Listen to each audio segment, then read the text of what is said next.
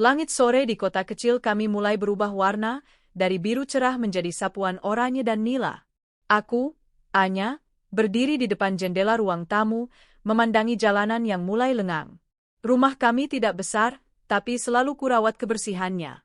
Disinilah aku membesarkan Danu, putra semata wayang kami yang kini berusia 6 tahun. Danu adalah duniaku. Cerdasnya melampaui usianya, dan sehatnya adalah doa yang tak pernah putus dari bibirku. Dia adalah bukti cinta dari pernikahanku dengan Ardi, suamiku. Mas Ardi. Mengingat namanya selalu membawa debaran rindu yang hangat sekaligus sesak. Dia bekerja di luar kota, sangat jauh. Kami bertemu tidak tentu. Kadang sebulan sekali, jika proyeknya sedang longgar. Tapi lebih sering, 2 bulan sekali. Bahkan pernah hampir 3 bulan saat ada pemeriksaan akhir tahun di perusahaannya. Apakah aku mengeluh? Awalnya, iya. Siapa istri yang tidak ingin didampingi suaminya setiap hari? Siapa ibu yang tidak ingin anaknya melihat ayahnya setiap pagi sebelum berangkat sekolah? Tapi Ardi meyakinkanku. Sabar ya, Dik. Mas kerja juga untuk kamu dan Danu. Di sini gajinya lebih besar daripada di kota kita. Maka, aku belajar menerima. Aku belajar menjadi sabar. Aku tahu Mas Ardi pria yang baik. Dia tidak pernah berkata kasar. Setiap kali pulang, meski hanya 2 atau 3 hari, seluruh waktunya dihabiskan untukku dan Danu. Dia akan memperbaiki genteng yang bocor, membersihkan selokan di depan rumah, atau sekadar menemani Danu menggambar berjam-jam. Dia pria yang bertanggung jawab. Memang, gaji besar yang dia katakan sepertinya relatif. Nafkah yang dia kirimkan setiap bulan tidak banyak. Cukup untuk makan, tagihan listrik, dan tabungan sekolah Danu yang kuhemat sedikit demi sedikit. Kami tidak punya mobil mewah, perhiasan berkilau, atau liburan ke tempat-tempat mahal. Harta kami tak banyak. Tapi bagiku, itu cukup. Aku bersyukur. Aku punya Danu yang cerdas dan sehat, dan suami yang baik, setia, dan bertanggung jawab. Itu adalah kemewahan yang tidak bisa dibeli. Bunda, ayah jadi pulang, kan? Suara Danu membuyarkan lamunanku. Aku berbalik dan tersenyum, berlutut untuk menyamai tingginya. Jadi, dong, sayang, kan hari ini ulang tahun Bunda. Ayah janji mau pulang. Hari ini adalah hari ulang tahunku yang ke-30. Aku tidak pernah merayakannya secara besar-besaran. Tahun ini, aku hanya membuat tumpeng mini dan kue bolu coklat kesukaan Danu. Nanti malam, ibuku dan adikku akan datang. Pesta kecil-kecilan yang sederhana, seperti hidup kami. Tapi tahun ini terasa berbeda. Karena Ardi berjanji akan pulang. Bunda, kuenya boleh dipotong sekarang? Tanya Danu, matanya yang bulat menatap bolu di atas meja. Tunggu ayah, ya? Nanti kita potong kuenya sama-sama. Kan ayah bilang mau kasih kado dan surprise buat Bunda. Wajah Danu kembali cerah. Asik, kado dari ayah. Aku tersenyum, tapi ada sedikit kegelisahan di hatiku. Sudah beberapa tahun ini Mas Ardi berubah. Dulu, di awal pernikahan, saat Danu masih bayi, aku sesekali diajak ke kontrakannya di kota seberang. Sebuah kamar sederhana di rumah petak yang padat. Namun, sekitar 3 tahun lalu, dia melarangku datang. Nggak usah, Dik. Jauh. Kasihan kamu sama Danu di perjalanan. Panas. Biar Mas saja yang pulang. Lagian kontrakan Mas baru, sempit, nggak nyaman buat kamu, begitu alasannya waktu itu. Aku menurut. Aku percaya padanya. Jika itu membuatnya lebih nyaman, kenapa tidak? Aku tidak ingin menjadi istri yang merepotkan. Toh, dia selalu pulang. Dia selalu memenuhi janjinya untuk pulang, meski harus menunggu 1 atau 2 bulan. Ponselku di atas meja bergetar. Nama, Mas Ardi, tertera di layar. Jantungku berdebar kencang. Assalamualaikum, Mas, sapaku riang. Waalaikumsalam, sayang. Selamat ulang tahun, ya. Semoga panjang umur, sehat selalu, jadi istri dan bunda yang makin hebat. Amin. Makasih, Mas. Mas jadi pulang, kan? Ini Danu udah nanyain terus. Terdengar helaan napas di seberang sana. Hatiku sedikit mencelos. Jangan bilang tidak jadi. Mas, Mas sudah di jalan, sayang, katanya cepat, disusul tawa kecil. Maaf, tadi sinyalnya jelek. Ini Mas sudah dekat gerbang tol. Sejam lagi mungkin sampai. Alhamdulillah. Aku berseru lega. Hati-hati di jalannya, Mas. Pasti. Mas tutup dulu ya, mau fokus nyetir? Oh iya, pestanya jangan dimulai dulu. Tunggu Mas datang. Kado dan kejutan yang Mas bawa ini spesial banget. Kamu pasti suka. Ini akan mengubah hidup kita. Mengubah hidup? Tanyaku bingung. Sudah, jangan banyak tanya. Tunggu Mas saja. Pokoknya kamu dan Danu siap-siap, ya. Assalamualaikum. Waalaikum. Telepon ditutup. Mengubah hidup kita? Kado apa yang bisa mengubah hidup? Apakah Mas Ardi akhirnya dapat promosi besar? Atau dia akhirnya memutuskan untuk pindah kerja kembali ke kota kami? Ah, membayangkannya saja membuat hatiku membuncah bahagia. Itu akan menjadi kado terbaik yang pernah ada. Bisa berkumpul setiap hari, melihat Danu tumbuh bersama ayahnya, menjalani hidup normal seperti keluarga lain. Ayah lagi di jalan, Danu. Sebentar lagi sampai, seruku pada putraku. Mata Danu berbinar. Ayah pula Aang, ayah pula. Kami menunggu dengan antusiasme yang meluap. Ibuku dan adikku tiba, membawa kado sederhana untukku. Aku menceritakan bahwa Ardi sedang dalam perjalanan pulang membawa kejutan besar. Wajah ibuku yang biasanya datar, malam ini ikut tersenyum. 1 jam berlalu. Kue masih utuh. Tumpeng mini masih di tempatnya. Kami semua duduk di ruang tamu, dengan pintu depan terbuka, menanti suara deru mobil yang kami kenal. Dan akhirnya, suara itu terdengar. Sebuah mobil travel berhenti tepat di depan rumah kami. Itu ayah, pekik Danu, berlari ke teras. Jantungku berdebar tak karuan. Aku merapikan jilbabku, menyunggingkan senyum terbaikku. Aku berjalan ke ambang pintu, siap menyambut suamiku yang baik dan bertanggung jawab. Siap menerima kado dan kejutan yang katanya akan mengubah hidup kami. Pintu mobil penumpang terbuka. Ardi turun. Dia tampak sedikit lebih kurus dan gugup. Dia tersenyum padaku. Senyum yang aneh. Lalu, dia berbalik ke arah mobil, mengulurkan tangannya. Ayo, turun. Aku menanti kado itu.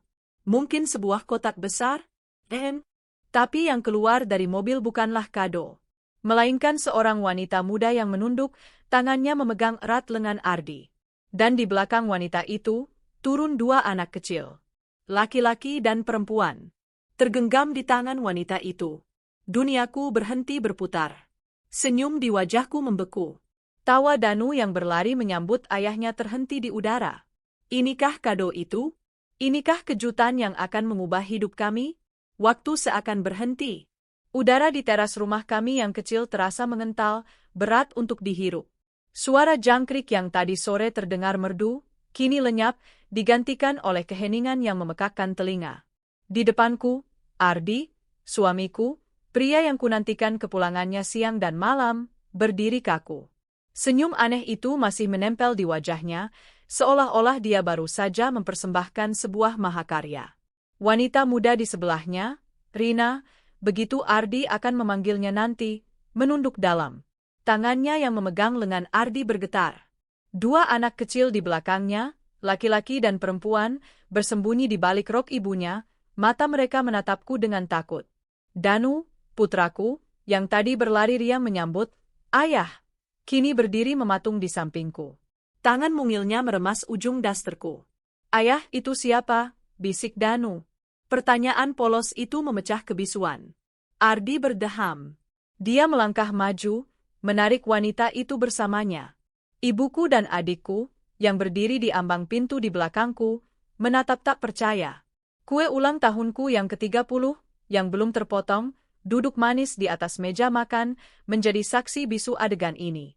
Anya, sayang, Ardi memulai. Suaranya terdengar ragu, tidak seperti suamiku yang kukenal. Danu, ibu, Rade. Mas mau kenalkan.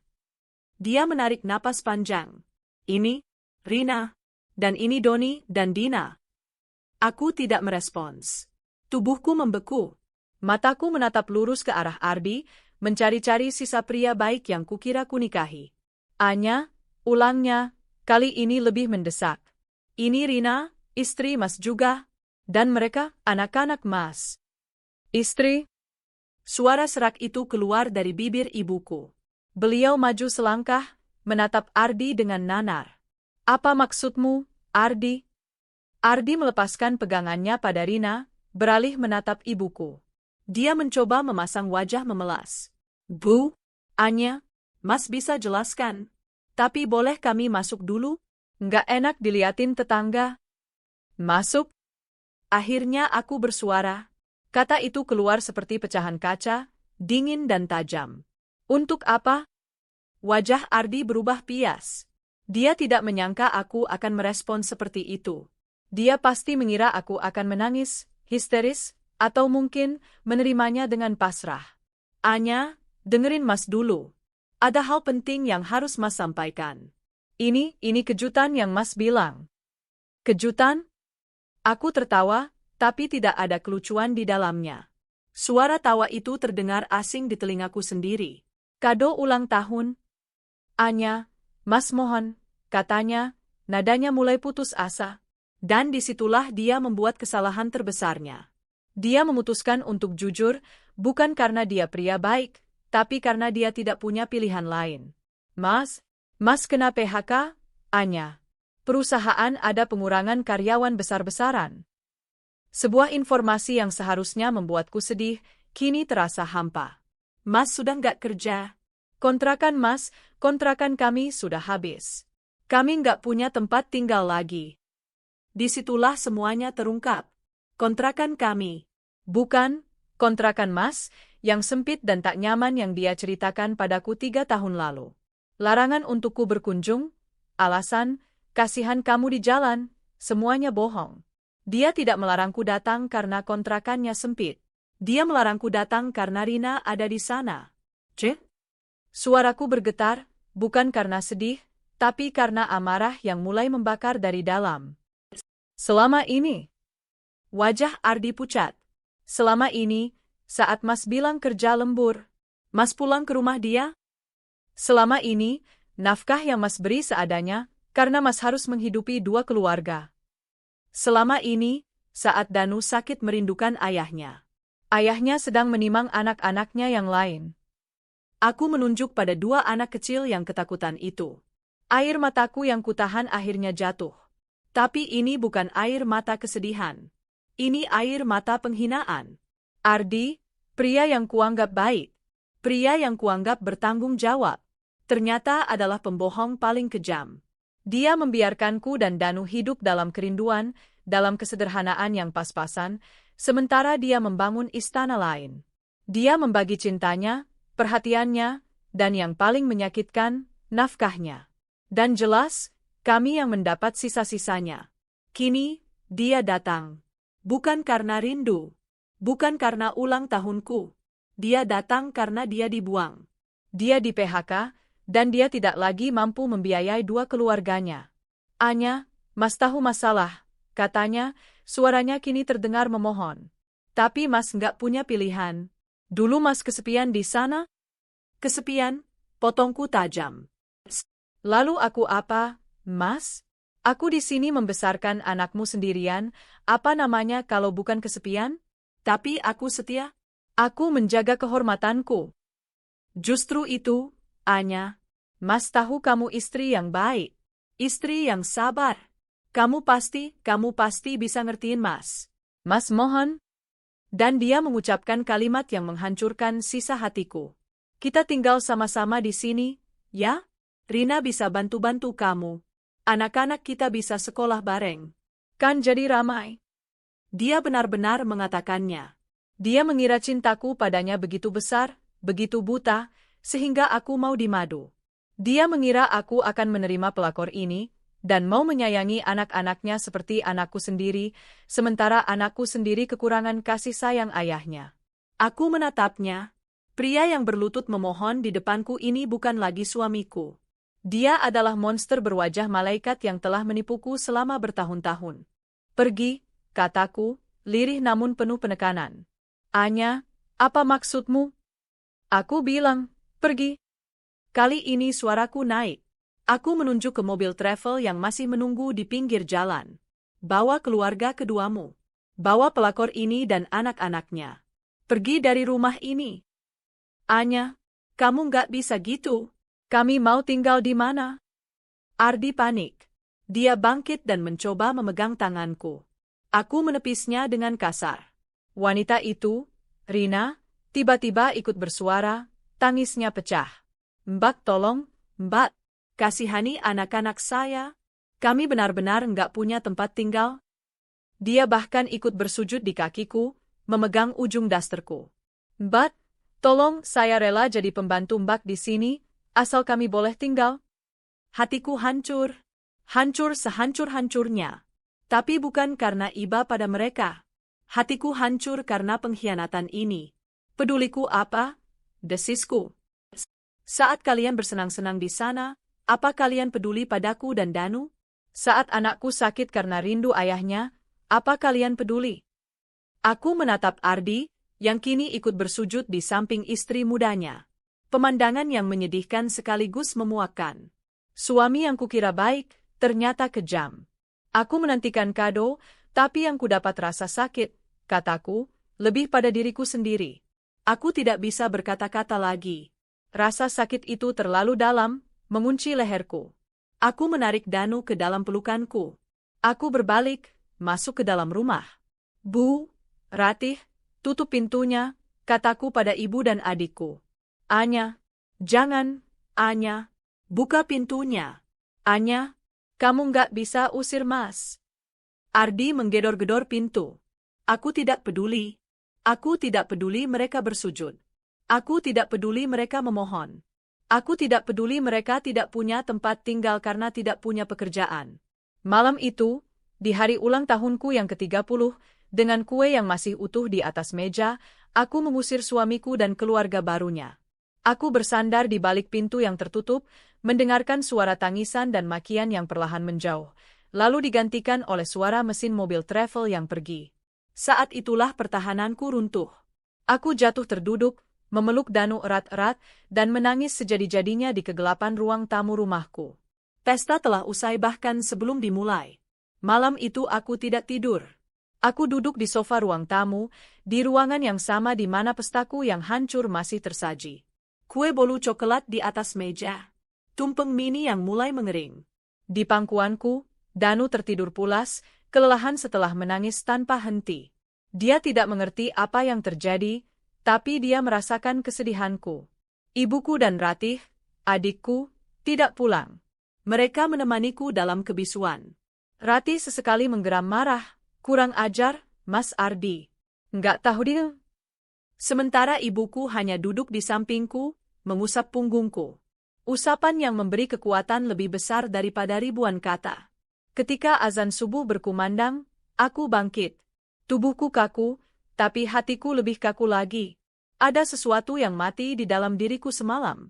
Cinta, kepercayaan, dan rasa hormatku pada pria itu. Aku membaringkan Danu di kamar, lalu berwudhu. Aku sholat, tapi pikiranku kosong. Aku tidak menangis lagi. Air mataku sudah kering. Yang tersisa adalah kehampaan yang dingin. Panggil ibuku pelan dari pintu kamar. Aku menoleh. Wajah tuanya tampak lelah. Kamu nggak apa-apa? Aku menggeleng pelan. Anya hancur, Bu. Tapi Anya nggak akan mati. Ibuku tersenyum tipis. Ibu tahu. Anak ibu kuat. Kami kembali ke ruang tamu. Matahari terbit, cahayanya menerobos masuk, menerangi sisa-sisa pesta tadi malam. Kue ulang tahun itu kini tampak seperti sebuah ejekan. Buang, kataku tiba-tiba. Apa, Mbak? Tanya Ratih yang baru keluar dari kamar mandi. Bolu ini, tumpeng ini, semua sisa makanan. Buang, kataku tegas. Aku nggak mau lihat lagi. Ratih mengangguk sigap. Tanpa banyak bicara, dia mengambil kue itu, membawanya ke dapur. Terdengar suara tempat sampah dibuka dan ditutup. Dia kembali mengambil tumpeng. Dalam 5 menit, meja itu bersih. Ibuku menatapku.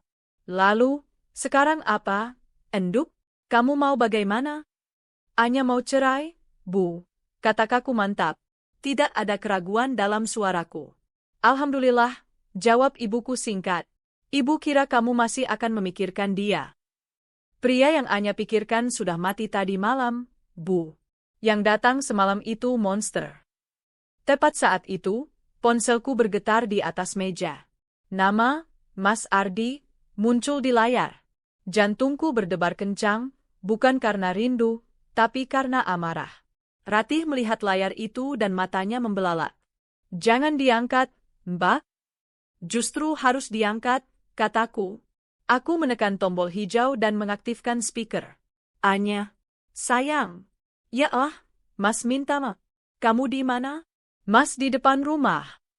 Terdengar suara Ardi, parau dan putus asa. Aku berjalan ke jendela. Benar, dia di sana. Duduk di teras sendirian. Mobil travel itu sudah pergi. Kemana wanita dan anak-anak itu? Aku tidak peduli. Mau apa lagi? Tanyaku dingin. Anya, tolong, Mas beneran gak punya apa-apa lagi. Tadi malam Mas antar Rina dan anak-anak ke terminal. Mas suruh mereka pulang ke kampungnya dulu. Mas nggak tahu harus kemana lagi selain ke sini? Ini rumah Mas juga, Anya? Rumahmu? Aku tertawa sinis. Rumah yang kamu lupakan selama bertahun-tahun? Rumah yang hanya kamu ingat saat kamu terbuang. Anya, jangan gitu. Demi Danu, sayang. Kasihan Danu. Aku berteriak. Jangan pernah sebut nama anakku dengan mulut kotormu. Pria yang Danu kenal sebagai ayah yang baik itu tidak ada. Itu cuma topengmu. Anya, Mas ngaku salah. Mas sujud di kaki kamu lagi kalau perlu. Tapi terima Mas kembali. Mas janji akan ceraikan Rina. Terlambat, potongku. Sudah terlambat, Mas. Kamu nggak perlu ceraikan dia. Karena aku yang akan ceraikan kamu. Hening di seberang sana. Apa maksudmu, Anya? Kamu nggak serius, kan? Aku mau cerai, kataku, mengejar setiap kata. Urus suratnya. Bawa ke pengadilan. Aku akan tanda tangan. Enggak bisa, Anya. Aku enggak mau. Aku masih cinta sama kamu. Cintamu palsu, Ardi. Sama seperti semua kebohonganmu. Kamu enggak cinta aku. Kamu cuma butuh tempat untuk pulang setelah kamu di PHK. Kamu cuma butuh babu untuk mengurusmu karena kamu sudah miskin. Anya, jaga mulutmu. Kenapa? Kaget aku bisa bicara kasar? Ini berkat kamu. Kado ulang tahun terbaik darimu. Kamu sudah membangunkanku dari tidur panjangku. Bunda?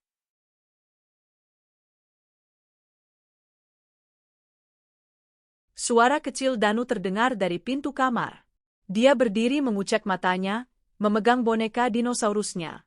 Dia menatapku yang sedang memegang telepon, lalu berlari memeluk kakiku.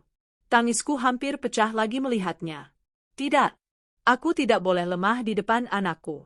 Aku menarik napas. Sudah jelas, Ardi? Urus perceraian kita. Jangan pernah injak rumah ini lagi. Jangan pernah temui Danu lagi. Kalau kamu paksa, aku akan lapor polisi. Anya? Aku mematikan sambungan telepon. Aku memblokir nomornya. Aku berlutut, memeluk Danu. Pagi, sayang. Maaf ya, semalam Bunda bikin Danu takut. Ayah, jahat, ya, Bunda? Tanyanya polos. Hatiku remuk. Ayah, sedang bingung, Nak? Mulai sekarang, hanya ada Bunda dan Danu, ya? Enggak apa-apa, kan? Danu menatapku lama, lalu mengangguk. Enggak apa-apa, kan ada Bunda. Aku memeluknya erat. Saat itulah aku berjanji dalam hati. Ulang tahunku yang dia jadikan tempat perkenalan keluarga keduanya, hari yang dia gunakan untuk menghinaku di depan keluargaku, akan menjadi titik awal kehidupanku yang baru. Aku tidak peduli di mana Ardi dan keluarga barunya tinggal. Aku tidak peduli dia jadi kuli bangunan atau Rina jadi buruh cuci. Itu balasan setimpal untuk mereka. Balas dendamku bukan itu. Aku bersumpah di atas keterpurukanku, di atas rasa sakit yang tak tertandingi ini.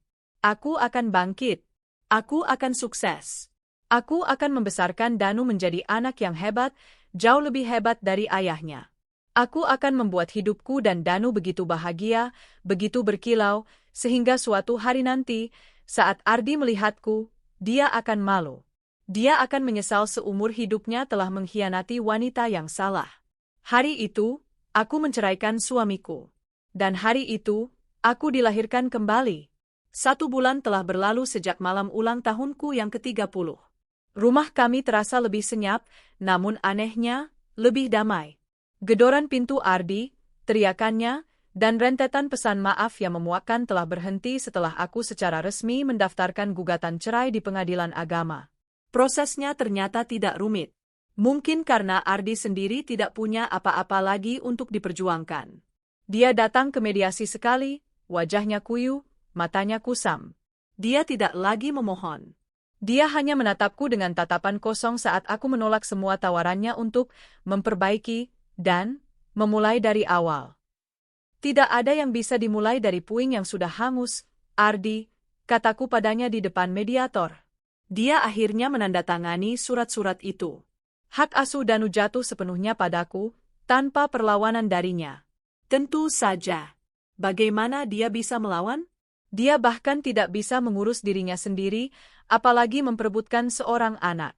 Hari itu, aku pulang dari pengadilan bukan dengan perasaan menang, tapi dengan perasaan lega.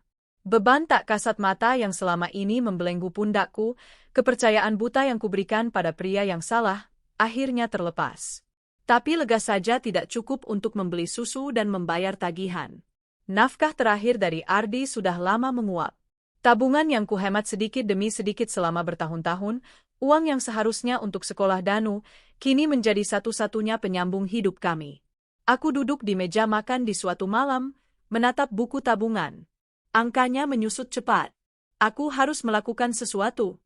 Sumpahku di malam itu, janjiku untuk sukses demi Danu, kini harus kutagih pada diriku sendiri. Langkah pertama adalah mencari pekerjaan. Aku membongkar lemari, mencari ijazah S1 sastraku yang sudah berdebu. 6 tahun lebih menjadi ibu rumah tangga penuh waktu membuatku gamang. Apa yang bisa kulakukan? Keesokan harinya, aku menitipkan Danu pada ibuku dan mulai berkeliling, memasukkan lamaran kerja ke beberapa toko buku, kantor administrasi, dan bahkan sekolah sebagai guru bantu. Penolakan datang dalam berbagai bentuk. Maaf, Bu. Kami mencari yang fresh graduate, kata seorang manajer HRD muda yang usianya mungkin 5 tahun di bawahku. Ibu sudah 6 tahun tidak bekerja, ya? Nanti kami hubungi lagi, yang merupakan cara halus untuk mengatakan, tidak. Pengalaman ibu mengurus rumah tangga memang hebat, tapi tidak relevan dengan posisi ini, kata yang lain. Aku pulang dengan kaki lecet dan hati yang menciut. Di depan ibuku dan Danu, aku tersenyum. Tapi malam hari, saat Danu sudah tidur, aku menangis di kamar mandi. Sumpah serapah itu mudah diucapkan saat marah, tapi kenyataannya dunia kerja kejam bagi wanita sepertiku. Mbak Ratih, adikku, masuk ke kamarku suatu sore, membawakanku segelas teh hangat. Dia melihat tumpukan surat lamaran yang ditolak di meja. Jangan nyerah gitu, dong. Aku nggak tahu lagi harus apa, Ratih. Aku merasa bodoh dan nggak berguna, isaku. Nggak berguna kata siapa? Ratih duduk di tepi ranjang. Mbak itu jago masak. Jago bikin kue. Ingat nggak, dulu almarhum bapak bilang, rendang buatan Mbak Anya itu juara 1 sedunia. Aku menatapnya. Memasak. Aku selalu suka memasak. Dulu, saat Ardi masih baik, pujian terbesarnya adalah untuk masakanku. Ironis. Itu kan cuma hobi, Ratih. Beda sama kerja. Siapa bilang hobi nggak bisa jadi kerja? Emang Mbak mau terus-terusan ditolak sama bocah HRD kemarin? Ucapan Ratih menamparku. Malam itu, aku tidak tidur. Aku membuka laptop lamaku, mencari resep, menghitung modal. Aku teringat pada bolu coklat di hari ulang tahunku. Kue yang kubuang dengan penuh amarah. Bagaimana jika aku membuatnya lagi? Tapi kali ini, untuk dijual. Aku mempresentasikan ideku pada ibu dan Ratih keesokan paginya. Anya mau coba jualan kue dan catering rumahan. Nasi kotak. Kita mulai dari yang kecil. Pre-order. Mata ibuku berbinar. Itu baru anak ibu. Ibuku mengeluarkan kotak kaleng lamanya, mengambil beberapa lembar uang yang digulung. Ini. Nggak banyak. Tambahan modal dari ibu. Pakai. Aku menolak. Nggak usah, Bu. Anya masih ada sedikit tabungan. Anggap saja pinjaman. Kalau kamu sudah sukses, kamu yang traktir ibu liburan, katanya tegas. Hari itu, dapur kecilku berubah menjadi medan perang. Aku menggunakan sisa tabunganku dan uang dari ibu untuk membeli bahan-bahan berkualitas. Aku tidak mau main-main. Jika ini adalah awal kebangkitanku, aku akan memulainya dengan yang terbaik. Aku membuat tester, bolu pandan, risoles ragot, dan rendang daging porsi mini. Ratih yang bertugas menjadi tim pemasaran, menawarkannya ke teman-teman kantornya. Pesanan pertama datang. 5 kotak nasi rendang dan 20 risoles. Saat aku sedang sibuk menumis bumbu, Ratih pulang kerja lebih awal, wajahnya terlihat gusar sekaligus puas. Mbak, ada kabar? Katanya sambil melempar tasnya ke sofa. Kabar apa? Pesanannya nambah, tanyaku tanpa menoleh. Bukan. Kabar soal si Ardi. Tanganku yang sedang mengaduk bumbu berhenti seketika. Tadi aku ketemu teman lama. Dia kerja di proyek bangunan dekat pasar. Dan tebak dia lihat siapa? Aku terdiam, menunggunya melanjutkan. Dia lihat Ardi, Mbak. Jadi kuli bangunan. Angkut-angkut pasir. Katanya udah seminggu di sana. Aku membeku. Ardi, pria yang dulu selalu pulang dengan kemeja rapi, meski murah, kini menjadi kuli bangunan. Enggak cuma itu, Ratih melanjutkan, suaranya makin pelan. Temenku juga dengar, katanya istri mudanya, si Rina itu sekarang jadi buruh cuci. Nyucinya panggilan dari rumah ke rumah. Mereka ngontrak di rumah petak yang sempit banget, di gang belakang pasar. Kabar yang sesuai dengan dugaanku. Kabar yang seharusnya membuatku bersorak. Balasan setimpal untuk pengkhianatan mereka. Tapi yang kurasakan hampa. Aku tidak merasa senang. Aku tidak merasa kasihan. Aku tidak merasakan apa-apa. Oh, hanya itu yang keluar dari mulutku. Oh, Mbak? Itu karma, seru Ratih. Aku berbalik menatap adikku, lalu menatap bumbu rendang di wajanku yang mulai harum. Karma mereka bukan urusanku, Ratih. Urusanku adalah ini. Aku kembali mengaduk rendang. Api di bawah wajan kunyalakan sedikit lebih besar. Aroma wangi rempah-rempah memenuhi dapurku. Malam itu, saat aku mengemas 5 kotak nasi pertamaku, aku tahu aku telah berubah. Rasa sakit hatiku pada Ardi tidak lagi membara. Mendengar dia jadi kuli bangunan dan istrinya jadi buruh cuci tidak memberiku kepuasan. Karena balas dendamku bukan lagi tentang melihat mereka hancur. Balas dendamku adalah tentang melihatku dan Danu sukses. Dan malam itu, dengan 5 kotak nasi rendang yang siap diantar besok pagi, aku mengambil langkah pertamaku. 6 bulan berlalu dalam kabut kelelahan dan aroma bumbu. Kehidupan baruku memiliki ritme yang berbeda. Bukan lagi ritme penantian, tapi ritme kerja keras. Alarmku kini berbunyi pukul 3 pagi, setiap hari. Dapur Bunda Anya, begitu Ratih memberi nama usaha kami di stiker sederhana yang dia desain dan cetak sendiri. 5 kotak nasi rendang pertama itu ternyata menjadi pembuka pintu rezeki. Teman kantor Ratih yang memesan, memotretnya, dan mengunggahnya ke media sosial mereka. Rendang terendes sekota, begitu bunyinya. Dari 5 kotak, menjadi 15 di minggu berikutnya. Lalu 30. Aku ingat, di pesanan 50 kotak pertama untuk acara arisan di kantor kelurahan, aku hampir menyerah. Pukul 1 dini hari, beras yang kumasak ternyata kurang. Stok di rumah habis. Pasar baru buka jam 4. Aku terduduk di lantai dapur, menangis dalam diam, dikelilingi panci dan wajan. Lelah, takut gagal, dan merasa sendirian. Ibuku, yang terbangun, masuk ke dapur. Beliau tidak berkata apa-apa. Beliau hanya mengambil kunci motor, memakai jaketnya, dan berkata, "Kamu selesaikan lauknya. Biar ibu cari beras ke pasar induk." Saat itu aku sadar, aku tidak sendirian. Jam 6 pagi, 50 kotak nasi rendang dapur Bunda Anya terkirim tepat waktu. Uang di tanganku terasa lebih hangat dari nafkah manapun yang pernah kuterima dari Ardi. Dapur kecilku di belakang rumah menjadi pusat komandoku. Aku mencatat pesanan di buku tulis Danu yang sudah tidak terpakai. Aku memutar otak mengatur keuangan. Untung dari nasi kotak, kupakai untuk modal kue kering. Untung dari kue kering, kupakai untuk membeli freezer kecil bekas. Aku belajar tawar-menawar di pasar seperti ibu-ibu yang lain, berdesak-desakan mencari ayam termurah dan cabai terbaik. Tanganku yang dulu hanya terbiasa memegang popok Danu, kini kapalan karena memegang pisau dan wajan panas. Danu adalah motivator terbesarku. Dia sudah masuk TK? Setiap sore, sambil aku mengemas pesanan, dia akan duduk di meja makan, membantuku. Bunda, stikernya miring, katanya kritis, sambil menempelkan stiker, dapur Bunda Anya, ke kotak kue. Maaf, bos, candaku, dan kami akan tertawa bersama. Dia tidak pernah lagi bertanya kapan ayahnya pulang. Dunianya kini penuh dengan aroma kue jahe, gurihnya ayam bakar, dan Bunda yang selalu ada. Danu bangga. Bunda Koki hebat, katanya suatu hari, memelukku saat aku sedang mengaduk adonan. Saat itulah aku tahu, aku sudah menang. Suatu sore, aku harus mengantar pesanan bolu pandan dalam jumlah besar ke sebuah ruko di dekat area pasar. Hujan baru saja reda, menyisakan genangan di jalanan. Aku mengendarai motor metikku pelan-pelan, dengan keranjang besar penuh kue di jok belakang. Di sebuah persimpangan lampu merah, aku berhenti. Di sampingku, berhenti sebuah truk pengangkut material. Dan di bak belakang truk itu, di antara tumpukan karung semen, duduk seorang pria. Kotor, berpeluh, dengan kaos sobek di bagian bahu dan celana yang berlumur lumpur kering. Wajahnya legam terbakar matahari, tatapannya kosong menatap jalanan. Jantungku serasa berhenti berdetak.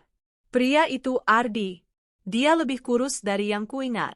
Garis-garis penderitaan di wajahnya terlihat jelas, bahkan dari jarak ini. Dia bukan lagi Ardi yang gagah, yang selalu wangi saat pulang menemuiku. Ding, hancur. Dia menoleh, mungkin merasakan ada yang memandangnya. Mata kami bertemu. 1 detik. 2 detik. Aku melihat keterkejutan di matanya. Lalu rasa malu. Lalu, aku tidak tahu apa, dan aku tidak peduli. Dia melihatku. Anya, mantan istrinya, duduk di atas motor metik dengan keranjang penuh kue. Aku mungkin juga terlihat lelah, tapi aku bersih. Aku mandiri.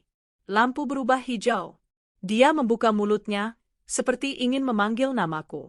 Aku membuang muka. Tanpa ragu, aku menarik gas motorku. Aku melaju, meninggalkan dia, truknya, dan masa laluku di belakang. Aku tidak menoleh ke belakang. Sepanjang sisa perjalanan, jantungku berdebar kencang.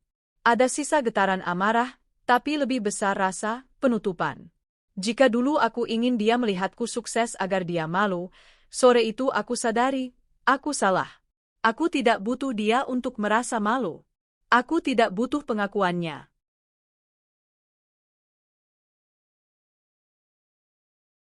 Aku sukses untukku. Aku sukses untuk Danu.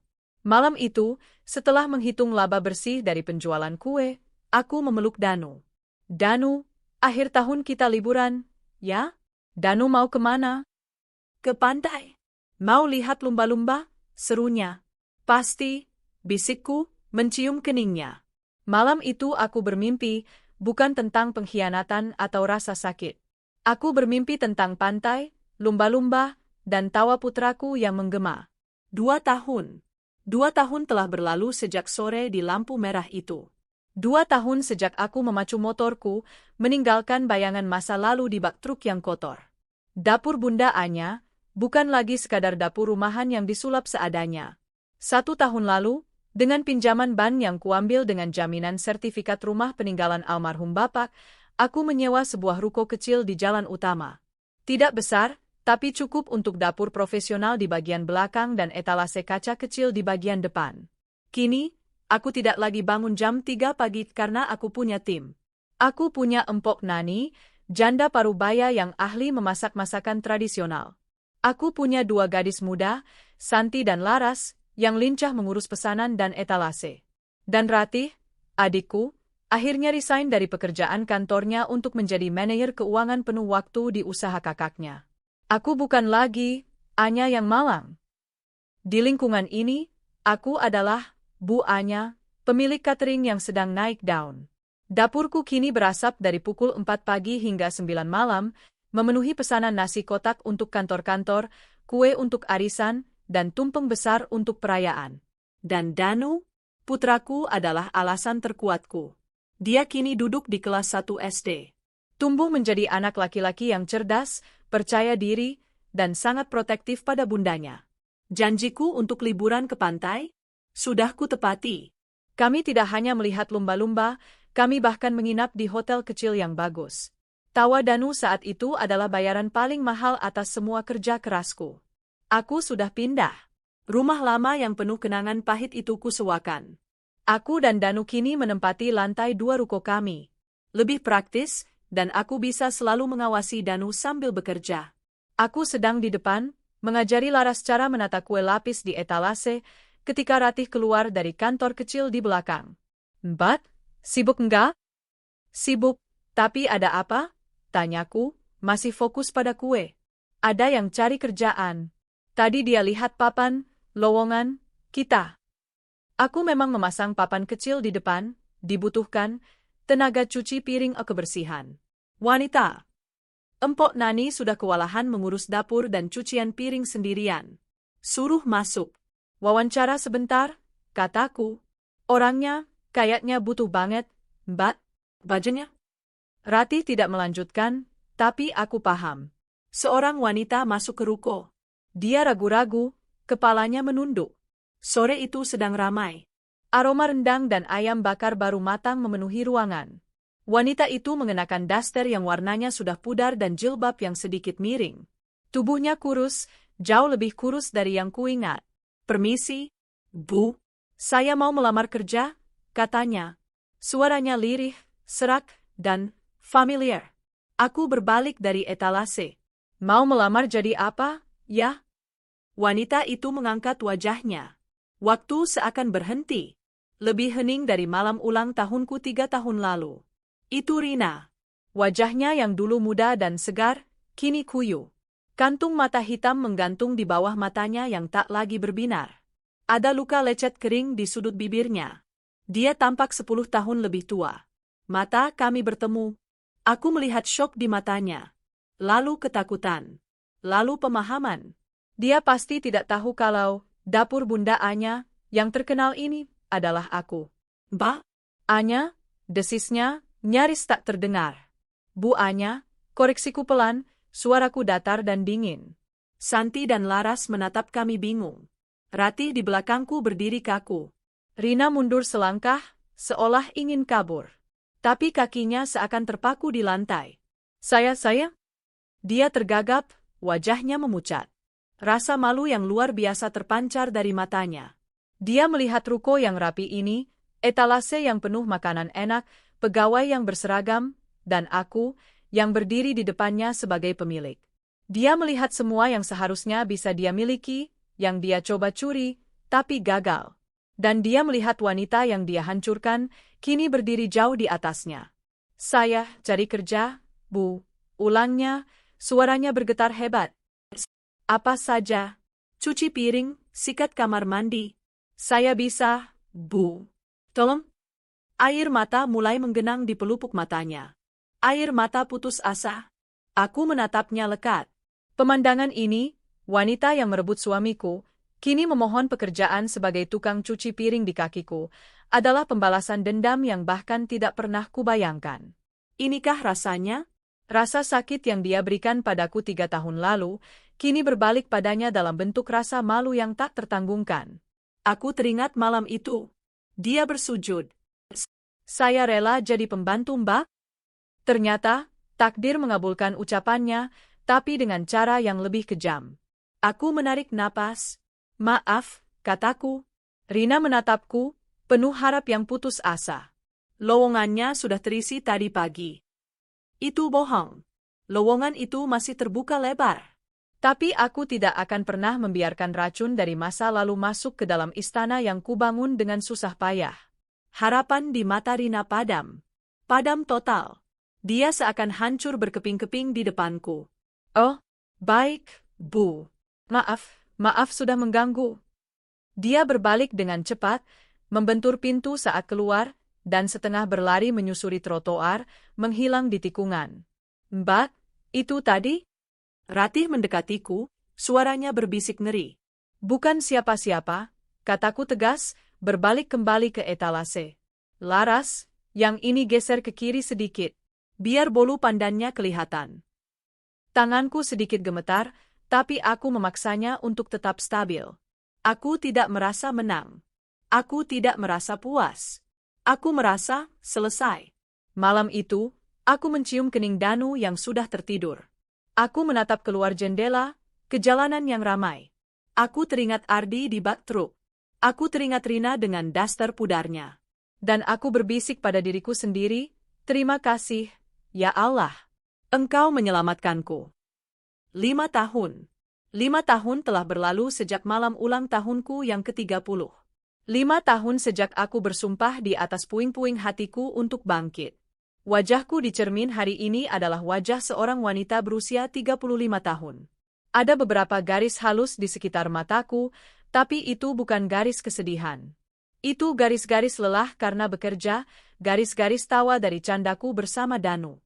Dapur Bunda Anya kini memiliki 2 cabang.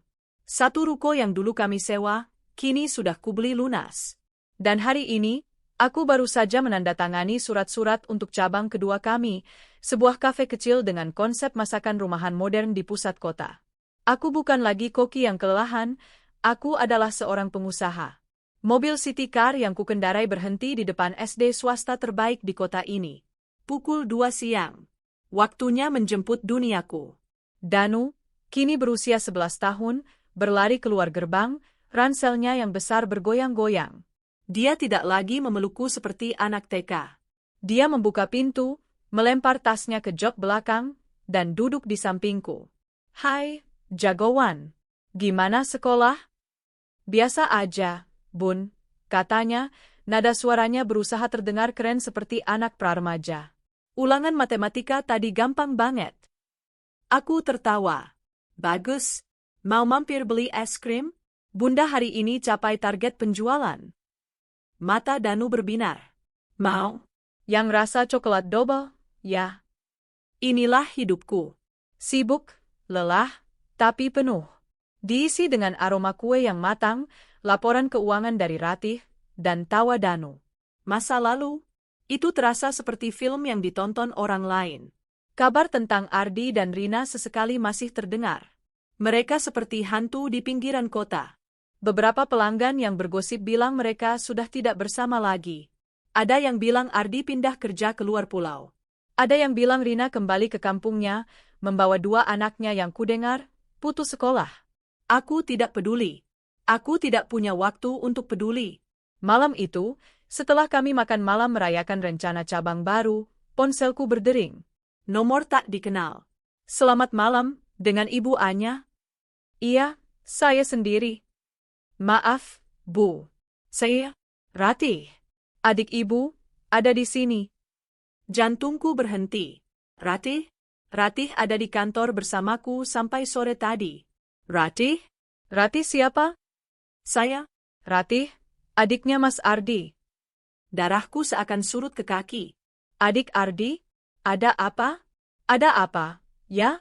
Tanyaku, suaraku langsung berubah dingin. Danu yang sedang mengerjakan PR di meja makan menatapku. Maaf, Mbak. Saya tahu saya nggak pantas telepon. Tapi, ini soal Mas Ardi.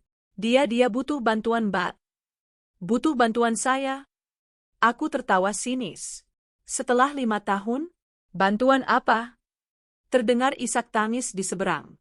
Mas Ardi sakit keras, Mbak. Stroke. Sudah seminggu ini. Aku terdiam. Stroke. Dia di rumah sakit. Tapi kami nggak punya biaya. Rina? Rina sudah pergi entah kemana setahun lalu, bawa sisa uang Mas. Anak-anaknya dititip ke saya. Saya nggak sanggup, Mbak. Saya juga kerja serabutan. Jadi gosip itu benar. Mas Ardi, dia nggak bisa ngomong, Mbak. Sebelah tubuhnya lumpuh. Tapi dia nulis. Dia nulis, Danu. Dia mau ketemu Danu. Sekali aja, Mbak. Permintaan itu menghantamku seperti godam. Mbak tolong. Mbak Anya sekarang kan sudah sukses. Sudah jadi orang kaya. Tolong, Mbak. Anggap saja balas budi. Balas budi, suaraku naik. Balas budi untuk apa? Untuk pengkhianatan? Untuk penghinaan di hari ulang tahun saya? Untuk tahun-tahun saya membesarkan Danu sendirian. Bukan, Mbak. Dulu Mas Ardi pernah cerita. Waktu Mbak hamil Danu, Mbak pendarahan hebat. Mas Ardi donor darah buat Mbak. 3 kantong. Golongan darah Mbak langka. Dia hampir pingsan waktu itu. Dia bilang darahnya mengalir di tubuh Mbak. Aku terduduk lemas di kursi. Aku ingat kejadian itu. Pendarahan di bulan ke-7. Dokter bilang aku butuh darah cepat. Golongan darahku O rhesus negatif. Langka. Ardi. Kenyataan itu, yang kulupakan karena tertutup rasa sakit, kini muncul kembali. Mbak, Om, kasihani dia. Bukan sebagai suami, tapi sebagai ayah dari Danu. Dia menyesal, Mbak. Setiap hari dia menyesal. Aku menatap Danu yang menatapku bingung. Ayah Danu, bisikku pada diriku sendiri. Di mana dia? Tanyaku akhirnya. Suaraku bergetar. Adik Ardi menyebutkan nama rumah sakit. Kelas 3. Ruang bangsal umum. Aku menutup telepon. Bunda? Siapa? Tanya Danu. Aku menatap putraku. Anak laki-laki yang sehat, cerdas, dan bahagia. Anak yang di dalam tubuh bundanya, mungkin, mengalir darah pria itu. Bagaimana aku akan menjelaskan ini padanya? Malam itu, untuk pertama kalinya setelah 5 tahun, aku kembali memikirkan Ardi. Bukan sebagai pengkhianat. Bukan sebagai kuli bangunan. Tapi sebagai pria yang kini terbaring lumpuh, menulis nama putranya di secarik kertas. Malam itu, aku tidak bisa tidur. Ponselku tergeletak hening di meja nakas, tapi kata-kata Ratih, adik Ardi, bukan adikku, terus terngiang di telingaku. Stroke, lumpuh, menulis nama Danu. Dan yang paling menghantamku, darahnya mengalir di tubuh Mbak. Aku bangkit dari tempat tidur, berjalan ke ruang tengah. Ratih, adikku, yang juga tinggal di lantai 2 ruko bersamaku dan Danu, terbangun. Mbak, kok belum tidur? Ada masalah di kafe? Bukan, kataku pelan. Ardi, dia sakit. Aku menceritakan isi telepon tadi. Wajah Ratih langsung mengeras. Jangan ke sana, Mbak. Katanya cepat, suaranya tertahan. Ini pasti akal-akalan mereka lagi. Mereka lihat Mbak sudah sukses, mereka mau peras Mbak. Dulu dia buang Mbak, sekarang Mbak mau pungut dia lagi? Jangan Bok. Dia lumpuh, Ratih. Stroke. Itu karma dia. Biarin aja. Mbak lupa apa yang dia lakukan di hari ulang tahun Mbak? Lupa dia bawa pelakor itu ke depan muka kita? Lupa dia bikin Danu nangis. Aku nggak lupa, desisku. Nggak akan pernah lupa. Tapi, dia mau ketemu Danu. Dan dia pernah donor darah buat aku. Ratih terdiam. Dia tahu cerita itu. Dia ingat betapa paniknya kami sekeluarga saat aku pendarahan. Itu kan sudah lama, Mbak. Lagian itu kan kewajiban dia sebagai suami. Tapi dia melakukannya. Dia menyelamatkan aku. Dia menyelamatkan Danu. Ratih menghela napas, frustrasi. Terus Mbak mau apa? Ke sana? Bawa Danu? Kasih mereka uang? Aku memijat pelipisku. Aku nggak tahu. Aku bingung. Pagi harinya, keputusan itu kubuat. Bukan sebagai mantan istri yang tersakiti. Bukan sebagai wanita sukses yang ingin pamer. Tapi sebagai seorang ibu yang harus mengajari anaknya tentang sesuatu yang bahkan aku sendiri tidak mengerti. Kemanusiaan? Pengampunan? Aku duduk di samping Danu yang sedang sarapan. Danu, panggilku lembut. Selesai sarapan, kita pergi sebentar, ya. Ada yang harus Bunda temui. Ke kafe baru, Bun? Bukan. Kita ke rumah sakit. Danu berhenti mengunyah. Siapa yang sakit? Oma? Bukan. Seseorang dari masa lalu Bunda. Seseorang yang namanya Ardi. Danu mengerutkan kening. Nama itu terdengar samar baginya. Ardi? Ayah? Tanyanya ragu. Ingatannya tentang ayahnya kabur, tercampur antara cerita ibuku dan amarah samar yang dia rasakan di malam ulang tahun itu. Iya, kataku. Ayah biologismu. Aku mengambil napas. Dia melakukan kesalahan yang sangat besar sama Bunda, Nak. Dia menyakiti Bunda. Itu sebabnya dia tidak ada di hidup kita lagi. Dia jahat, kata Danu datar, mengulangi apa yang pernah dia simpulkan bertahun-tahun lalu. Dia memang jahat sama Bunda. Tapi, ada satu hal baik yang pernah dia lakukan. Sesuatu yang sangat penting. Aku menceritakan padanya. Dulu, waktu kamu masih di dalam perut Bunda, Bunda sakit parah. Bunda butuh darah. Dan ayahmu, dia memberikan darahnya buat Bunda. Darah dia menolong Bunda, dan juga menolong kamu. Danu menatapku, matanya yang cerdas mencoba mencerna. Sekarang, lanjutku, Bunda dapat kabar, dia sakit sangat parah di rumah sakit. Dia ingin ketemu kamu. Danu harus ketemu dia? Tanya Danu, ada nada takut dalam suaranya. Aku memegang tangannya. Danu nggak harus melakukan apa-apa. Bunda nggak akan maksa. Tapi Bunda mau pergi ke sana. Sebentar saja. Untuk melihat. Setelah itu, kita tutup buku. Selamanya. Kamu mau ikut Bunda? Atau mau tunggu di mobil saja? Danu terdiam lama. Lalu dia mengangguk. Danu ikut Bunda. Danu jaga Bunda. Hatiku menghangat. Putra kecilku. Rumah sakit umum itu berbau antiseptik dan keputusasaan. Jauh berbeda dari duniaku yang wangi kue dan kopi. Kami berjalan menyusuri lorong bangsal kelas 3 yang ramai dan pengap. Di sudut ruangan, Ratih, adik Ardi, berdiri. Dia tampak jauh lebih tua, pakaiannya lusuh. Di sampingnya, duduk dua anak kecil yang menatap kosong. Doni dan Dina. Anak-anak Rina. Mereka tampak kurus dan tidak terawat. Adik Ardi melihatku. Matanya terbelalak melihatku dan Danu. Dia langsung berlari dan bersujud, mencoba memeluk kakiku. Mbak Anya. Ya Allah, Mbak, makasih. Berdiri, kataku dingin. Aku di sini bukan untuk itu. Di mana dia? Dia menunjuk ke ranjang di pojok. Aku menggandeng tangan Danu erat-erat dan berjalan mendekat. Pria di ranjang itu bukan Ardi. Bukan kuli bangunan yang kulihat di truk. Ini bangkai manusia. Tubuhnya kurus kering. Sebelah wajahnya tertarik ke bawah. Selang infus menancap di tangannya yang terkulai. Matanya tertutup. Mas Ardi bang? Bisik adiknya. Ada Mbak Anya sama Danu. Mata pria itu terbuka perlahan. Mata itu menatapku. Keruh. Bingung. Lalu, mata itu melihat Danu yang bersembunyi di belakangku. Kesadaran muncul di mata itu. Dan air mata mulai mengalir. Deras. Dia mencoba berbicara. Yang keluar hanya suara erangan. Ag. Air liur menetes dari sudut bibirnya yang lumpuh. Tangannya yang sehat gemetar, mencoba bangkit, mencoba meraih. Danu memeluk kakiku erat, ketakutan.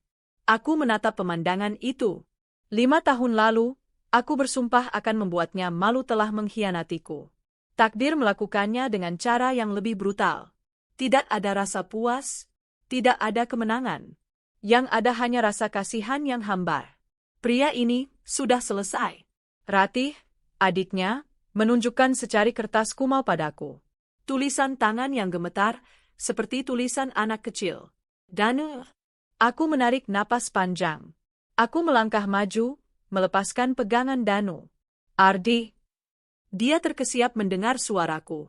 Tangisnya semakin keras. Aku di sini. Aku menatap lurus ke matanya. Aku dengar kamu sakit. Aku sudah memaafkanmu.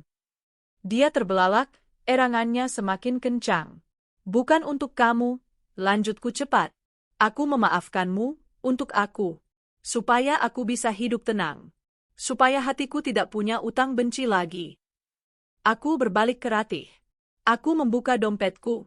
Aku mengambil semua uang tunai di dalamnya, beberapa juta rupiah, hasil penjualan kafe kemarin. Ini, kataku, untuk biaya rumah sakit. Mbak, ini kebanyakan. Anggap saja aku membayar kembali 3 kantong darah yang pernah dia berikan, kataku, suaraku tetap datar. Mulai hari ini, utang kami lunas. Baik utang darah maupun utang rasa sakit. Aku menatap kedua anak Rina yang menatap kami dengan lapar. Hatiku teriris. Mereka tidak berdosa. Aku mengambil kartu ATM-ku dari dompet. Aku menulis nomor PIN-nya di secari kertas. Aku memberikannya pada Ratih. Di dalam ada sedikit uang lagi. Pakai itu. Beli makanan untuk anak-anak ini. Urus mereka. Mereka kakak tiri anakku. Ratih menatapku seperti aku seorang malaikat. Dia tidak tahu, aku melakukan ini bukan untuknya, atau untuk Ardi. Aku melakukan ini untuk diriku sendiri. Untuk membersihkan sisa-sisa kotoran masa lalu. Jangan hubungi aku lagi, kataku sebagai penutup. Ini yang pertama dan terakhir. Urus kakakmu. Anggap kami tidak pernah ada. Aku berbalik. Aku mengambil tangan Danu. Ayo, nak. Kita pulang. Kami berjalan keluar dari bangsal yang pengap itu. Meninggalkan erangan Ardi, tangisan Ratih, dan bau kemiskinan. Saat kami keluar ke udara segar di halaman rumah sakit, Danu menatapku. "Bun, ayah kasihan," bisiknya. Aku berjongkok, menyamai tingginya. Aku memegang kedua bahunya. Iya, kasihan. Hidup itu adalah pilihan, Danu. Dulu, ayah memilih jalan yang menyakiti kita.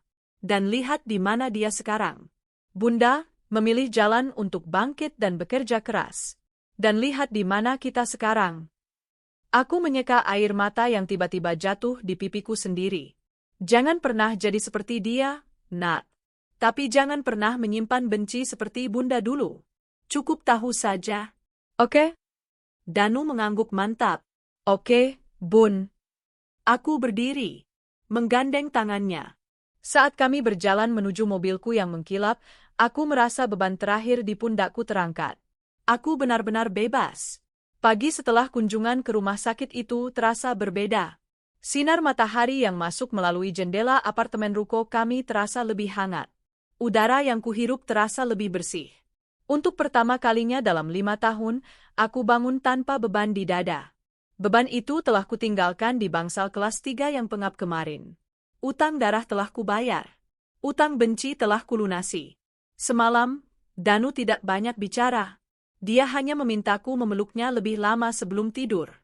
Pagi ini, saat kami sarapan berdua, dia yang memulai percakapan. Bunda, ayah Ardi, dia beneran ayah kandung Danu, ya? Iya, sayang. Secara biologis, iya. Tapi dia nggak kayak ayah-ayah temen Danu. Enggak, kataku pelan. Ayah itu bukan cuma soal darah, Danu. Ayah itu soal ada. Soal menjaga. Soal tanggung jawab. Kayak Bunda? Tanyanya. Aku tersenyum. Bunda kan Bunda? Enggak. Bunda itu Bunda, sekaligus ayah, katanya tegas. Bunda yang kerja. Bunda yang antar sekolah. Bunda yang marahin kalau Danu salah. Bunda yang peluk kalau Danu sedih. Bunda udah jadi dua-duanya. Aku tertegun. Di usia 11 tahun, putraku melihat semuanya dengan begitu jernih. Cing, Bunda udah maafin dia? Sudah, kataku mantap. Kenapa? Padahal dia jahat. Bunda maafin dia bukan supaya dia merasa baikan, nak. Bunda maafin dia supaya Bunda yang merasa baikan. Supaya Bunda nggak perlu nyimpen sampah masa lalu lagi di hati Bunda. Hati Bunda sekarang terlalu berharga. Isinya cuma buat Danu, Oma, Tante Ratih, dan kafe baru Bunda. Aku mengedipkan mata, mencoba mencairkan suasana. Danu tertawa. Sama resep rendang. Betul, sama resep rendang. Hari itu, aku melangkah masuk ke lokasi kafe baruku dengan energi yang meluap. Pembukaan resmi tinggal 3 hari lagi. Para pekerja sedang memasang lampu gantung dan menata furnitur. Pagi, Bu Anya, Sapa Pak Bima, mandor kontraktor yang mengurus renovasi. Pagi, Pak Bima. Wah, rapi sekali, pujiku. Pak Bima adalah pria berusia akhir 30-an, duda beranak satu, yang kukenal profesional dan sangat teliti. Selama 2 bulan renovasi, kami banyak berdiskusi. Ada sedikit masalah di pantry belakang, Bu. Pipa pembuangannya sepertinya kurang besar. Kalau Ibu paksakan, takutnya nanti sering mampet kalau kafenya sedang ramai, lapornya. Aku menghela napas. Masalah lagi? Harus dibongkar, Pak? Sayangnya iya, Bu. Tapi tenang, saya dan tim bisa kerjakan malam ini juga. Nggak akan ganggu jadwal pembukaan, katanya menenangkan. Ibu Anya tenang saja, serahkan ke saya. Yang penting Ibu siapkan kopi sama pisang goreng, candanya. Aku tertawa. Siap, Pak. Nanti saya kirim langsung dari dapur pusat. Yang penting beres, ya. Pasti beres, Bu. Saya suka kerja dengan orang yang perfeksionis kayak Ibu. Perfeksionis atau bawel, Pak? Dua-duanya, Bu. Katanya sambil tersenyum tulus. Tapi itu yang bikin hasilnya bagus. Jantungku berdebar sedikit. Aneh. Sudah lama aku tidak merasakan debaran ini. Debaran yang bukan karena marah, takut, atau lega. Ini, debaran yang normal. 3 hari kemudian, grand opening, Cafe Dapur Bunda, berjalan sukses luar biasa. Para tamu undangan dari kantor-kantor rekanan, food blogger lokal, dan pelanggan setia cateringku membanjiri kafe baru yang beraroma kopi dan masakan rumahan. Aku berdiri di sudut ruangan, memakai blazer baru yang kubeli khusus untuk hari ini. Danu berdiri di sampingku, gagah dengan kemeja batiknya. Ibuku dan Ratih berkeliling menyapa tamu, wajah mereka berseri-seri bangga. Di tengah keramaian, Pak Bima datang menghampiriku. Dia tidak memakai seragam proyeknya, tapi kemeja batik yang rapi. Selamat, Bu Anya. Sukses besar, katanya. Ini juga berkat Bapak, loh. Pipanya aman, kan? Aman sentosa, Bu, tawanya. Saya, sebenarnya mau pamit. Tugas saya sudah selesai di sini. Besok saya mulai proyek baru di luar kota. Oh, entah kenapa, aku merasa sedikit kecewa. Cepat sekali. Semoga sukses, Pak. Saya juga. Oh ya, ini.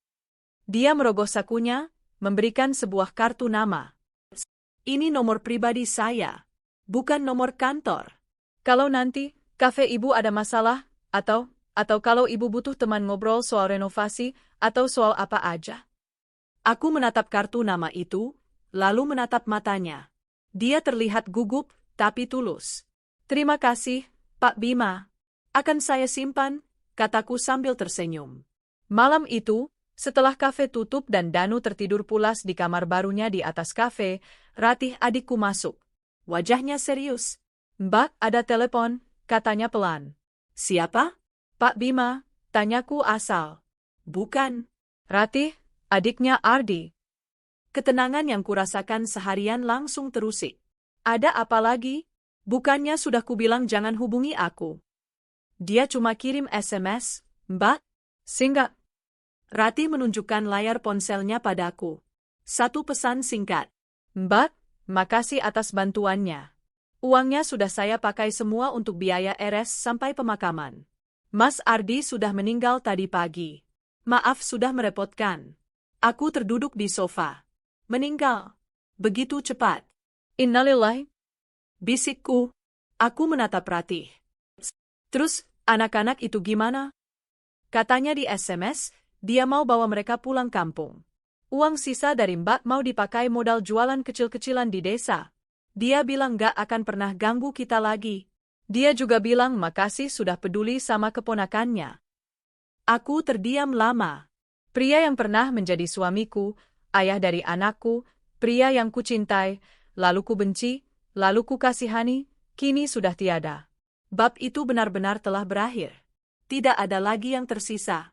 Aku tidak menangis. Aku tidak merasa sedih. Aku hanya merasa kosong. Aku berjalan ke balkon, menatap lampu-lampu kota yang gemerlap. Kafeku di bawah sudah gelap, tapi papan namanya masih menyala terang, Cafe Dapur Bunda. Aku menarik napas panjang. Udara malam terasa sejuk. Ardi sudah pergi. Utangku lunas. Dendamku padam.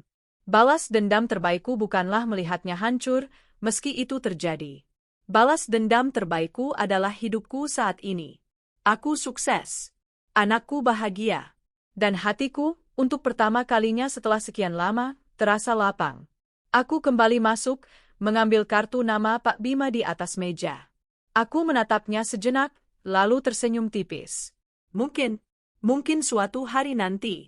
Tapi untuk malam ini, aku hanya ingin menikmati kedamaian ini. Kedamaian dari kanvas hidup yang akhirnya bersih total, siap untuk lukisan-lukisan baru yang lebih indah. 10 tahun. 1 dekade telah berlalu sejak malam ulang tahunku yang ke-30. Malam di mana aku, seorang wanita naif yang menantikan kepulangan suaminya, dihantam oleh kado paling pahit dalam hidup. Malam ini adalah ulang tahunku yang ke-40. Dan aku kembali merayakannya. Tapi segalanya telah berubah. Aku tidak lagi berdiri di jendela rumah sempit, menunggu dengan cemas. Aku berdiri di tengah, kafe dapur Bunda, cabang utama, yang malam ini ditutup khusus untuk perayaan. Ruangan ini penuh sesak. Bukan oleh pengkhianatan, tapi oleh tawa, cinta, dan aroma kopi Arabica premium yang bercampur dengan wangi rendang khasku. Lampu-lampu gantung yang dulu kupilih bersama Pak Bima, yang kini kupanggil Mas Bima, bersinar hangat. Di sudut ruangan, sebuah band akustik kecil memainkan lagu-lagu yang menenangkan. Di depanku, sebuah kue ulang tahun 3 tingkat, mahakarya dari tim pastriku sendiri, berdiri dengan anggun. "Ayo, Mbak, tiup lilin," seru Ratih, adikku. Dia bukan lagi gadis kantoran yang pasrah, tapi seorang manajer operasional yang tegas dan cemerlang, otak di balik kesuksesan 2 catering dan 3 kafe kami. Ibuku duduk di kursi utama, air matanya berlinang bahagia. "Selamat, ibumu bangga." Aku tersenyum, merapikan gaun sederhana namun elegan yang kubeli dengan uangku sendiri. Aku menatap pantulan diriku di etalase kaca. Wanita berusia 40 tahun yang percaya diri, sukses, dan damai. Garis-garis di wajahku adalah peta dari sebuah perjuangan yang dimenangkan. Lalu, sepasang lengan kokoh melingkar di pinggangku dari belakang. "Selamat ulang tahun, sayang," bisik Bima di telingaku. Aku bersandar di dadanya. Pria ini, duda beranak satu yang kutemui sebagai mandor renovasi. Pria yang dengan sabar mendekatiku selama setahun penuh setelah Ardi meninggal, tidak pernah memaksa, hanya menawarkan bahu, telinga, dan keahliannya memperbaiki pipa mampet di kafe. 2 tahun lalu, kami menikah. Pernikahan yang sederhana, dihadiri hanya oleh keluarga dan sahabat. Pernikahan yang didasari bukan oleh cinta buta, tapi oleh rasa hormat, kemitraan, dan persahabatan yang tulus. Dia adalah pasangan, dalam arti yang sebenarnya. "Terima kasih, Mas." "Benar?" Sebuah suara bariton yang dalam memanggilku. Aku berbalik. "Danu, putraku." Dia tidak lagi 11 tahun. Dia kini pemuda gagah berusia 16 tahun, lebih tinggi dariku, dan jauh lebih tinggi dari Bima. Wajahnya adalah perpaduan sempurna antara aku dan dia. Tapi matanya adalah milikku. Penuh tekad. Dia berjalan ke depan, mengambil mikrofon dari band. "Tes, tes. Selamat malam semuanya," katanya, suaranya tenang dan percaya diri. "Malam ini, kita semua di sini untuk merayakan wanita terhebat di dunia. Bunda saya." Ruangan menjadi hening. Danu menatapku. Banyak yang bilang, saya tumbuh tanpa sosok ayah. Mereka salah. Dia berhenti sejenak, menatapku lurus. Saya punya sosok ayah. Dia ada di dalam sosok bunda saya. Dia yang mengajari saya cara menjadi kuat. Dia yang mengajari saya bahwa kerja keras pasti terbayar. Dia yang mengajari saya bahwa kita tidak ditentukan oleh siapa yang menyakiti kita, tapi oleh bagaimana kita bangkit. Air mataku mulai jatuh. Ini air mata yang berbeda. Air mata kebanggaan. "Bunda," lanjutnya. "Malam ulang tahun Bunda yang ke-30, Danu ingat, Bunda menangis. Malam ini, di ulang tahun Bunda yang ke-40, Danu janji, Bunda hanya akan menangis bahagia. Selamat ulang tahun, pahlawanku." Tepuk tangan membahana. Bima memelukku erat. Danu menghampiriku dan mencium keningku, persis seperti seorang pelindung. Kado buat Bunda, katanya, menyerahkan sebuah amplop. Bukan gambar dinosaurus. Isinya adalah rapor sekolahnya. Nilai-nilainya sempurna. Dan sebuah surat penerimaan beasiswa pertukaran pelajar ke Australia. Ya Allah, nak, pekiku. Bunda udah kerja keras buat Danu. Sekarang, giliran Danu kerja keras buat Bunda. Aku memeluk putraku, harta paling berharga yang kumiliki. Potong kue. Potong kue, seru Ratih. Saat aku berdiri di depan kue itu, lilin-lilin menyala terang. Aku melihat semua wajah di sekelilingku. Ibuku, Ratih, Bima, Danu, para pegawaiku yang setia. Sebuah bayangan melintas di benakku. Malam itu, 10 tahun lalu, kue bolu coklat yang kubuang, tumpeng mini yang mendingin, suara Ardi yang memohon, wajah Rina yang bersujud, 2 anak kecil yang ketakutan. Aku teringat Ardi yang lumpuh di rumah sakit. Aku teringat SMS tentang kematiannya. Aku teringat kabar bahwa adik Ardi, Ratih, telah menggunakan uang pemberianku untuk membawa Doni dan Dina pulang kampung, memulai hidup baru yang sederhana. Jauh dari kami. Masa lalu itu nyata. Rasa sakit itu nyata.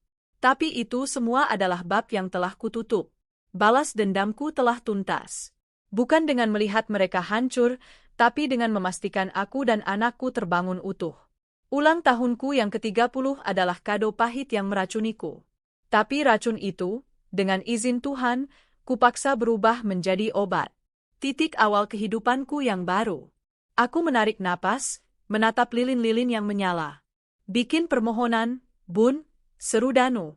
Aku memejamkan mata. Aku tidak memohon apa-apa lagi. Aku hanya bersyukur. Aku membuka mata. Dan dengan satu tiupan yang mantap, aku memadamkan api. Bukan. Aku tidak memadamkan api. Aku baru saja menyalakan dekade baru yang lebih terang. 20 tahun telah berlalu sejak malam ulang tahunku yang ke-30. Malam yang menggoreskan luka begitu dalam, namun di saat yang sama, menjadi titik ledak yang meluncurkanku ke kehidupan yang tak pernah kubayangkan.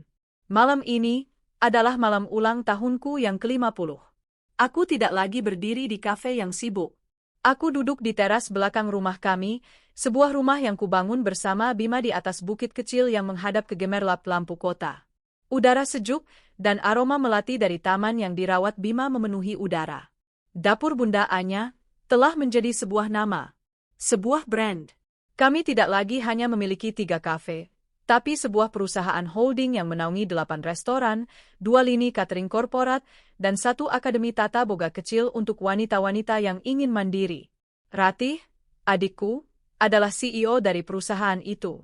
Aku adalah komisaris utama. Pekerjaanku sekarang lebih banyak menikmati secangkir teh di teras ini bersama suamiku. Melamun? Suara Bima yang tenang membuyarkanku.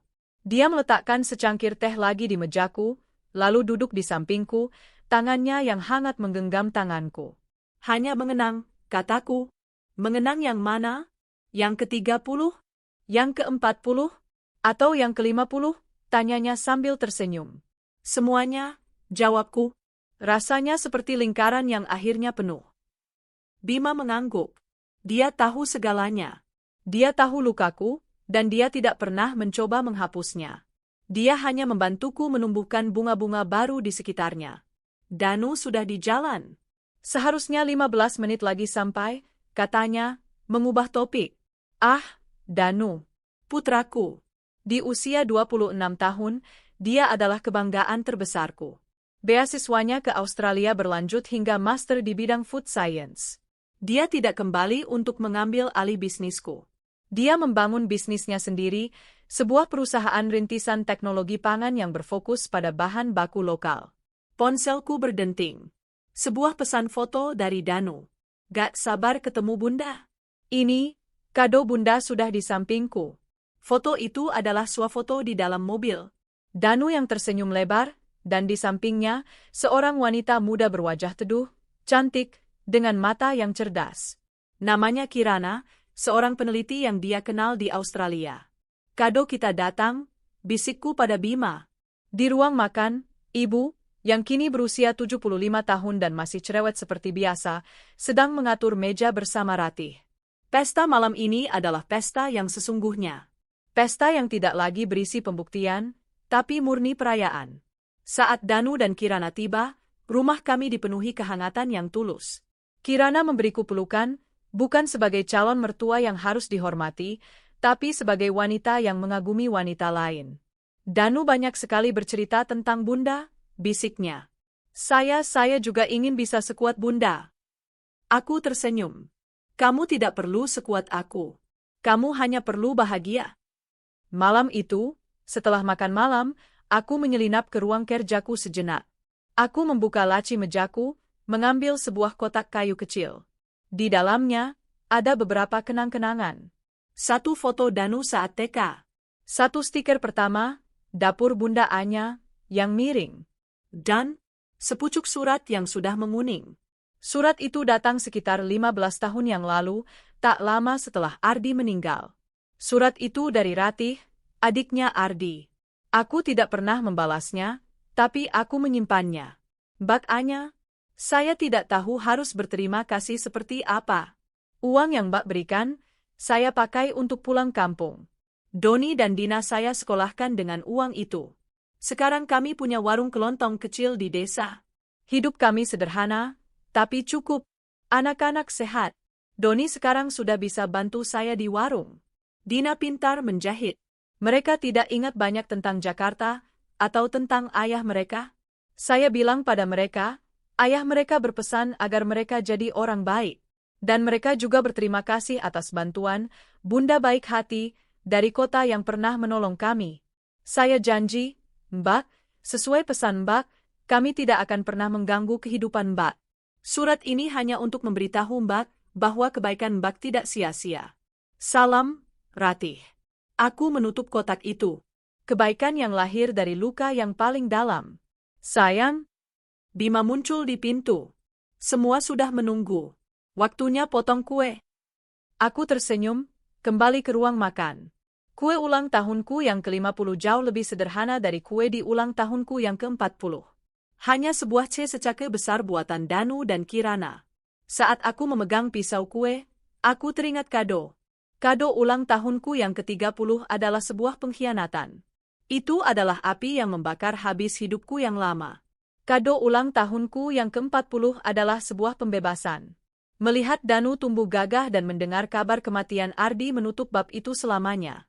Dan malam ini, di ulang tahunku yang ke-50, aku melihat kado yang sebenarnya. Keluarga yang utuh. Cinta yang tulus. Kedamaian hati yang tak bisa dibeli. Danu, Bima, Ratih, ibuku, dan Kirana menyanyikan lagu Selamat Ulang Tahun. Aku memejamkan mata, bersyukur.